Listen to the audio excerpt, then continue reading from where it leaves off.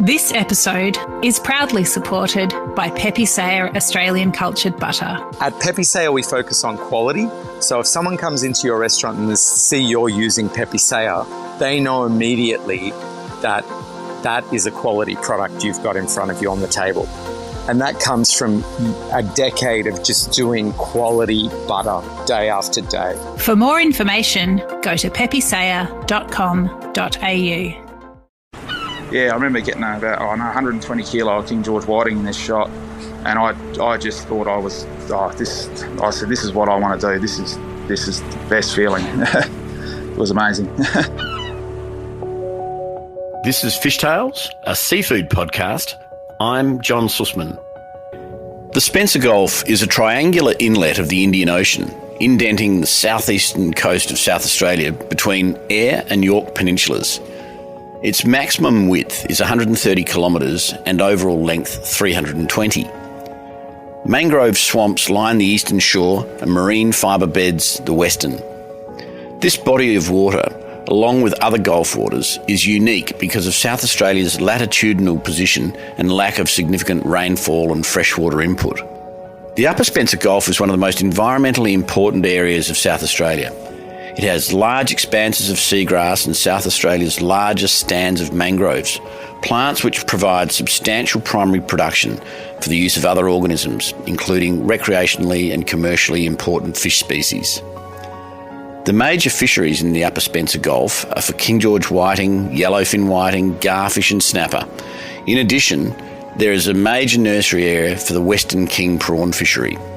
But the area is especially famous for its southern calamari and blue swimmer crabs. Port Broughton is a small South Australian town located on the northern extent of the Yorke Peninsula on the east coast of the Spencer Gulf. It's 170 kilometres northwest of Adelaide, and although it has a population of around 1,000, is famous as the home of one of the largest blue crab fisheries in Australia. There is one family in Port Broughton who are synonymous with the blue crab fishery. The Barnes family were early pioneers of the fishery and have a multi-generational commitment to preserving both the region and the crab fishery. Adam Barnes and wife Christy own and operate one arm of the Barnes fishing dynasty from their home in Port Broughton. I'm Adam Barnes, fourth generation marine scale fisherman and blue crab fisherman. I think my great-grandfather, he jumped off a boat in Port Lincoln and went up the coast and went fishing at Port Nil, and they were line fishermen there, I reckon, and they were boat builders as well. So they used to build like wooden boats, and when the fiberglass industry came around and no one wanted wooden boats anymore, they used to use their boats to go fishing, and that's when they got really serious into the fishing, and it went on from there. So they all fished out of Port Broughton and built boats. And then as time went on, became all full-time fishermen. My grandfather and father and all his brothers and his uncle, they were all fishermen out of Port Broughton. Like many fishing families, being part of the daily fishing operation as a small child is often more about after-school care than it is about being part of the crew, but it certainly sets many young fishermen on a path. Oh, my earliest memory of fishing was, it must have been 4. I used to help Dad and stuff, pulling nets around the yard. Like he'd be pulling a net off a boat or something like that. I used to be out there helping him. He'd always be making nets and stuff like that. So I used to always try and copy him and do all of that. And then when I was about 6, I reckon I remember going out with Dad at Chinaman's Creek at the top of the Gulfs. And it was me, Dad and Mum, because Dad didn't have a decky for this week. And I was 6 out, and Mum must have been looking after me on the boat. And all I remember is this garfish just everywhere, up to my knees, or up to the inside of my legs, because I was only so short. And I thought, wow, this is amazing.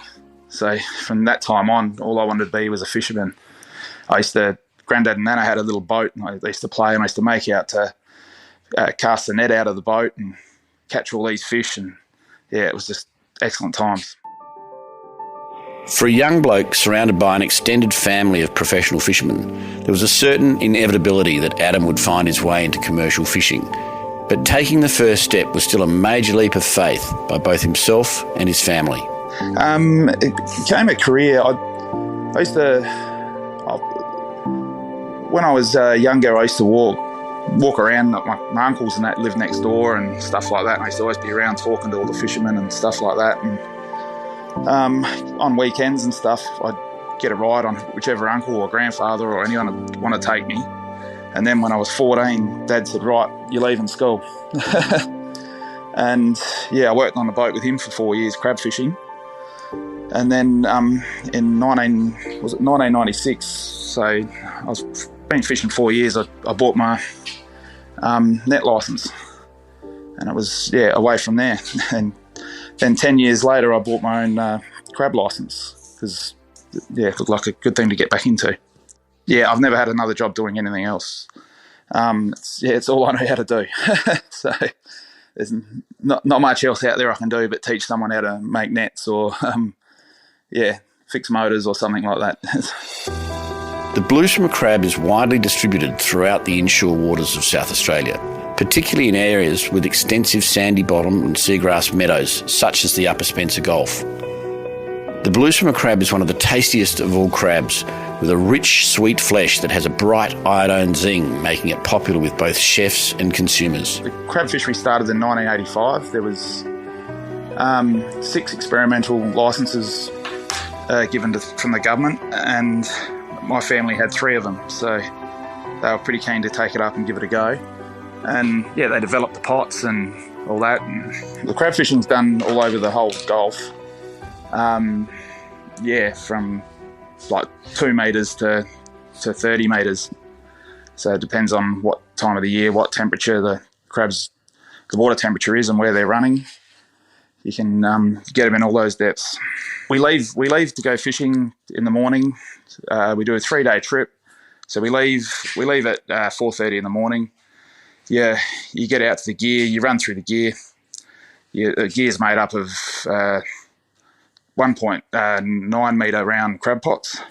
We have 2 pots per line, and we run 85 pots on our licence. And you bait them, set them, and you just haul them every 24 hours. First of all, you shake the crabs out of the trap. They go straight into ice water. You rebait the pot, reset the pot, dip them out of the slurry, grade them into their grades for the Sydney Fish Market or wherever else they're going. And just keep repeating pretty much through the gear. Once the crab's selected for cooking, we drop it back into another basket, goes back into ice water to kill it right off completely dead for about 40 minutes, 30 minutes. Drop them into boiling water. Goes into boiling water. You bring them back to the boil, simmer them for 10 minutes, and then you pull them out, drop them straight into seawater to chill them back down. Then they're packed into their bins and iced down and ready for market. Most of them end up in Sydney Fish Market and in the Melbourne Seafood Centre, and a few go into Adelaide. The marine scalefish fishery in which Adam fishes operates in all coastal waters of South Australia, including gulfs, bays and estuaries from the Western Australian border to the Victorian border.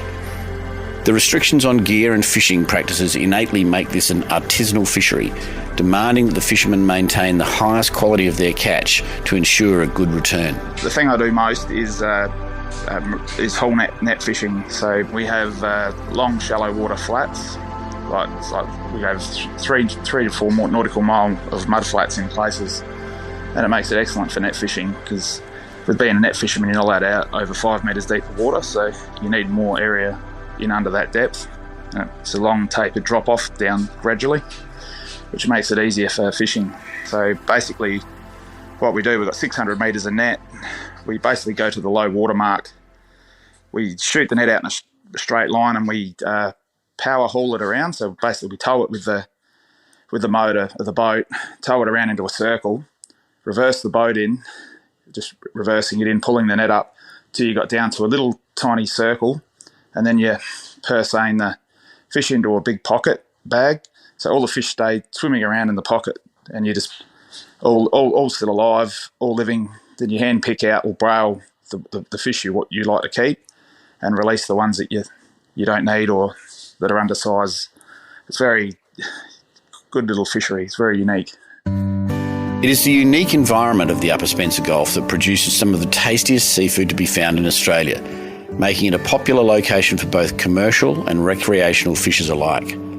The method of commercial fishing ensures only the target species are caught and the quality is maximised. Well, my primary target is usually southern calamari, garfish, King George whiting, yellowfin whiting, snook, leather jackets, tommies. We catch fly rays, all different sorts of stuff. It's pretty selective. They're caught, they're dipped out alive, they go straight into an ice slurry, so they're basically killed instantly. And you won't get much fresher. The restaurants and stuff, they seem to love our quality that we produce compared to a lot of other stuff they can get, so it works really well. Bucking a trend can be risky, but in commercial fishing, it is best to have more than one option to spread the risk. I was sitting around the table.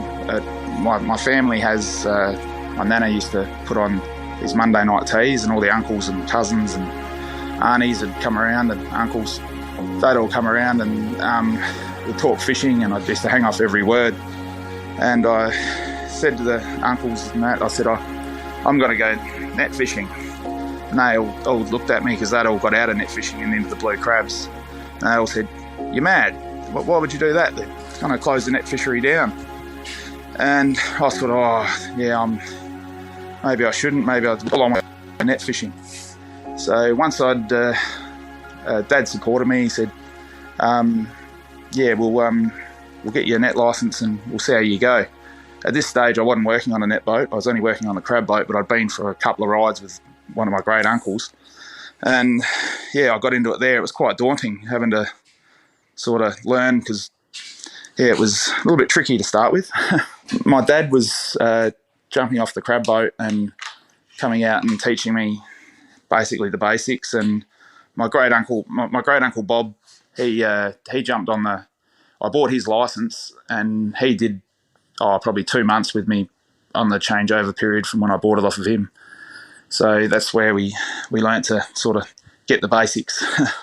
My first shot of King George whiting, I remember I'd been out there and my Uncle Bob had just gotten off, and I'd gone out and I'd shot this shot. I didn't actually really know where I was, but I remember getting about 120 kilo King George whiting in this shot, and I just thought I said, this is what I want to do. This is the best feeling. It was amazing. Australia's fisheries managers have been at the forefront of protecting the marine resources around the country. Many fishermen will confirm that their fisheries are in excellent shape, and whilst no 2 days may be the same, with supply dependent on seasons, weather and even moon phases, the robustness of the fish stocks seem to be as good as ever. The stocks are up and down over that time.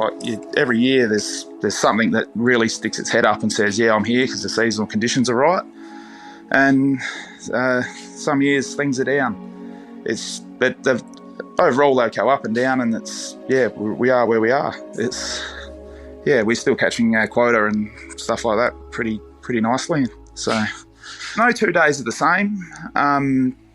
You go out, you learn something like new. Most weeks you think, geez, that's different. And some things don't appear again. Like you'd be steaming, you'd be driving your boat along, and I caught some fish there 20 years ago. I caught some fish there. The weather was about the same. The year was a similar year, and you go have a shot and bang, they're there. It's like, we haven't been fished there for 10 years, but they were there on this weather, and this stuff seems to amaze me how they can just be there in those places, and you have to recall it from that many years ago.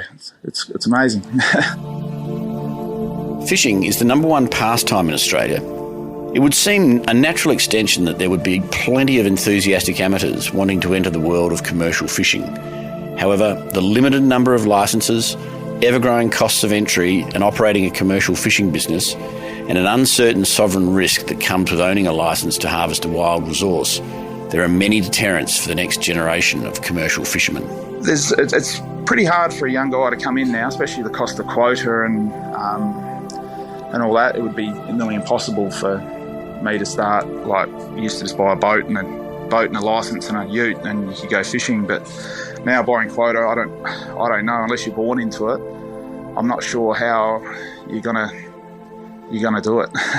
I've got 2 boys, and I'm hoping that one of them will be a fisherman. Time will tell on that one. But my young fella, he is that keen. He's out with me. Can't keep him out of the way. He's into it. I really can't see many coming through. Like, it's sort of just so much money to go fishing. It's unless, like I said, unless you're born into it or you foster someone into it, like you train them up yourself, and just to learn what we're doing it takes years. The warm waters and abundant sea life of the Upper Spencer Gulf make it not only a great place for humans to hunt for fish, but also for the great white shark. It's funny, it only happened yesterday. That's why it's springing to mind. We just finished the shot. We've just pulled the net up. We've just sorted all the fish out of the pocket. Just finished doing that. We're just picking the net back up, and my deckhand, he's leant over the front. He's unhooking a rope, and he looks down. There's a 13-foot white pointer in about 1.4 metres of water sitting right there, just circling around the boat. This happened only yesterday, and it's just amazing. He nearly jumped off the front deck into the water. He's jumped that high when he's seen it. But yeah, I got some amazing photos and that of it. It was awesome. I've seen plenty out snapper fishing and crab fishing in the deep water, but I've never ever seen one right in that shallow. I've got nets off props in that depth and stuff like that, and won't be doing it there anymore. With a growing awareness of how special wild-caught seafood is, including an increasing return on their catch, the future looks good for artisanal master fishermen like Adam. The restaurants I do sell to, because we don't process, we don't have a processing facility. Like the trouble, I think the chefs and that, they struggle to, because they take the fish off me whole, and just scaling fish and stuff like that in their restaurants, in their kitchens. It's probably not ideal. So I'll start selling scaled fish and a few things like that. The future's looking good in the blue crabs. That's all looking good. And as well, I could see in the far future, I see myself, like, my boys running the business, and I'm sort of doing the role that my grandfather did. I think that's what I call, like, retirement, and just helping out where I'm needed, and that's what I want to see my business become and move to eventually. The shortening of the supply chain, the influence of social media, and an ever-increasing interest from chefs to get to know where the seafood they use comes from is creating opportunities for both catchers and cooks to form valuable relationships. It does, however, require work from both parties to ensure a good outcome. They're really good to work with. The few restaurants I do supply, it's a great relationship. There's nothing makes you more proud than when you walk into the restaurant and you sit down, you see the chef, he takes you out the kitchen, shows you what he's preparing, and then he sits you down to what you've produced, and it's just, you feel pretty proud of your fish when you realise how special it is, and I just love every bit of it. It's the whole thing. It's just being out in the morning's the best time of the day. We have the best sunrises. Like the Flinders Ranges background is just amazing, and it's just beautiful. Like one of the few fisheries left where it's still really enjoyable and you got a good life. Small, artisanal master fishermen play a vital role in supplying Australia with premium local seafood. Christy and Adam Barnes are part of this important group of fishers, working closely with their fishery, the environment and their customers to ensure a sustainable supply of premium wild seafood.